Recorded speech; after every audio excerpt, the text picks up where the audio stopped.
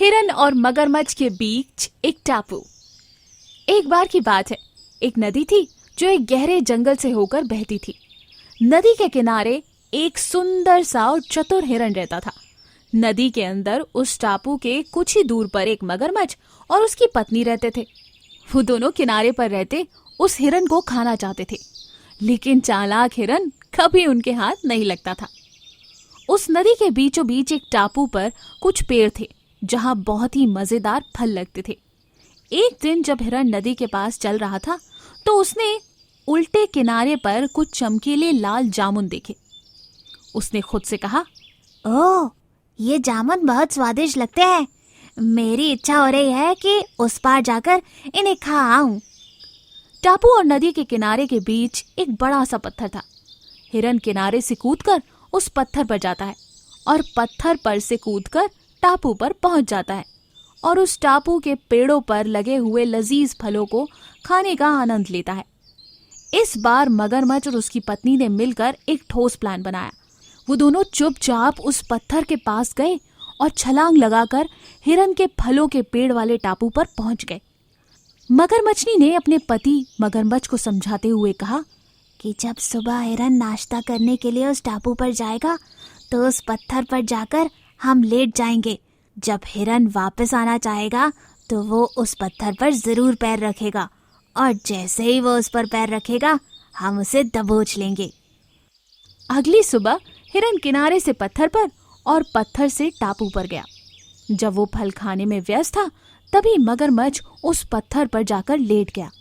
जब हिरन खाकर वापस आने ही वाला था तो उसने देखा कि आज पत्थर कुछ बड़ा सा लग रहा है।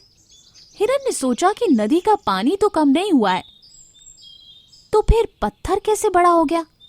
तभी वो समझ गया कि हो सकता है ये उस मूर्ख मगरमच्छ की एक चाल हो और उसे वो खाना चाहता हो।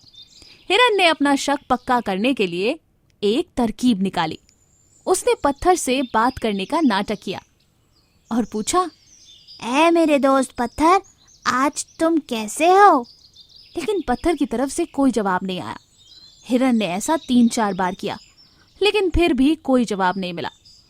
तब मगरमच्छ ने सोचा, लगता है ये पत्थर रोज हिरन से बात करता होगा, तभी तो हिरन इतनी बार पूछ रहा है। तो उसने हिरन के जवाब देने का सोच लिया। कैसे हो हिरन? सॉरी, मैं सो रहा था। हिरन ने पूछा। ओहो, कोई बात नहीं, आज तुम कुछ बड़े से लग रहे हो, ऐसा क्यों? जवाब देते वक्त मगरमच्छ भूल गया कि वो पत्थर होने का नाटक कर रहा था और उसने कहा, मैं पत्थर नहीं हूँ, मैं मगरमच्छ हूँ, तुम्हें खाने आया हूँ। हिरन का शक सही निकला, वो मगरमच्छ ही था। अब हिरन वापस नदी के किनारे पर नहीं जा सकता था। कुछ देर सोचने के बाद उसे याद आया कि जब मगरमच्छ अपना मुंह खोलता है तब उसकी आंखें बंद रहती है। उसने मूर्ख मगरमच्छ को बेवकूफ बनाते हुए आइडिया निकाला और कहा, अब तो मैं तुम्हारे चंगुल से बच ही नहीं सकता हूँ, तो तुम अपना मुंह खोलो और मैं सीधा तुम्हारे मुंह में कूद जाता हूँ ताकि मुझे पानी में डूबना ना पड़े। मूर्ख मगरमच्छ हिरन की चाल समझ ही नहीं पाया और जैसे ही उसने अपना मुंह खोला, हिरन ने पूरी चालाकी और ताकत से इतनी बड़ी छलांग लगाई कि वो मगरमच्छ के सिर पर पैर रखकर नदी के उस किनारे पहुंच गया। इस तरह से चालाक हिरन ने अपनी बुद्धिमानी से मगरमच्छ को चकमा दिया और अपनी जान बचाई। तो देखा आपने, अगर सही समय पर दिमाग लगाया जाए तो हम बड़ी से बड़ी मुसीबत को पार कर सकते हैं। ऐसी ही और अमेजिंग कहानियों के लिए हमारे चैनल को लाइक और सब्सक्राइब करना ना भूलें। शुक्रिया। डरा हुआ शेर। एक घना जंगल था। जंगल में सारे जानवर बहुत खुश थे क्योंकि उस जंगल का राजा शेर उन सबको बहुत ही प्यार से देखा करता था। उसी जंगल में एक और शेर था जो बहुत ही ताकतवर था और सारे जानवरों को मारकर अपने मुंह में पकड़ ले जाता था और सारे जानवरों को नष्ट कर रहा था। एक दिन सारे जानवर मिलकर जंगल के राजा अच्छे शेर के पास जाते हैं। हाथी महाराज से कहता है, महाराज, हमारे जंगल से सारे जानवर उस शेर की वजह से खत्म हो रहे हैं। आपको उस शेर से लड़ना होगा। हाथी की बात सुनकर शेर कहता है, उस शेर ने बहुत बार मेरा सामना किया है। वह बहुत ताकतवर है, उसके नाखून भी बहुत बड़े हैं। उस शेर का क्या किया जाए, मैं भी इस बारे में सोच रहा हूँ। अगर तुम लोगों के कुछ सुझाव हो तो सारे जानवर मुझे बता सकते हैं। शेर की बात सुनकर सारे जानवर चुप रह गए। किसी के पास कोई जवाब नहीं था। इतने में चूहा बोला, महाराज, मेरे पास शेर को हराने के लिए एक तरकीब है। अच्छा, क्या है, बताओ। मेरे बिल के पास एक मुर्गा है। उसकी आवाज़ बहुत ही गंभीर है। उसकी आवाज़ सुनते ही सारे जानवर भाग जाते हैं। मैं ही उस मुर्गे को भोजन देता हूँ। शायद वो हमारी मदद ज़रूर कर सकता है।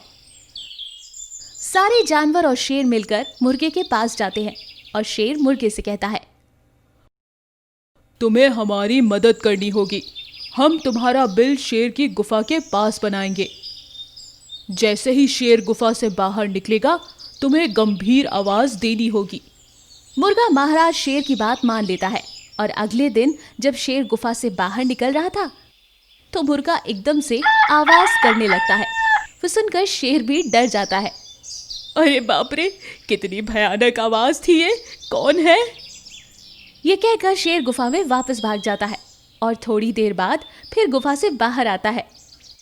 फिर मुर्गा तुरंत आवाज करता है, बाप रे, लगता है कोई भयंकर जानव इस गुफा के पास आ गया है और वो मुझे खा जाएगा। अब मैं गुफा से बाहर नहीं आऊंगा। ये सोचकर शेर गुफा में ही रह जाता है। एक दिन एक खरगोश शेर की गुफा के पास आता है। खरगोश शेर से पूछता है, क्या बात है, आप गुफा से आजकल बाहर नहीं आ रहे हो? क्या बताऊं, मेरे पास वाली गुफा में एक भयानक जानवर आया है। वो मुझे खाना चाहता है। आज से इस जंगल में मैं शिकार नहीं करूंगा। तुम लोग ही मेरे पास भोजन ले आओ। अगले दिन से जंगल के जानवर ही शेर की गुफा के पास ही भोजन छोड़कर चले जाते हैं। एक दिन शेर लोमड़ी से कहता है, मैंने इस जंगल में सारे जानवरों को परेशान किया है, इसलिए आज मेरी ये हालत है। ये कहकर शेर पछतावे में पड़ जाता है। शेर को अपनी गलती का एहसास हो चुका था। तभी जंगल के महाराजा और बाकी सारे जानवर शेर के पास आते हैं। शेर उनको देखकर बड़ा हैरान होता है। आप सब यहाँ पर क्यों आए हैं? आप सब यहाँ से चले जाओ। मेरी गुफा के पास एक भयानक जानवर है, आप सबको वो खा जाएगा। ये बात सुनकर जंगल का शेर मुर्गे को बाहर बुलाता है और शेर से कहता है, इस जंगल में कोई भयानक जानवर नहीं है, बल्कि तुमको हम बदलना चाहते थे, इसलिए हमने ये नाटक किया। शेर को अपनी गलती का एहसास होता है। मुझे माफ़ कर दीजिए, मैंने इस जंगल के बहुत सारे जानवरों को नष्ट किया है। अब मैं ऐसा नहीं करूँगा, एक अच्छा शेर बन के ही रहूँगा।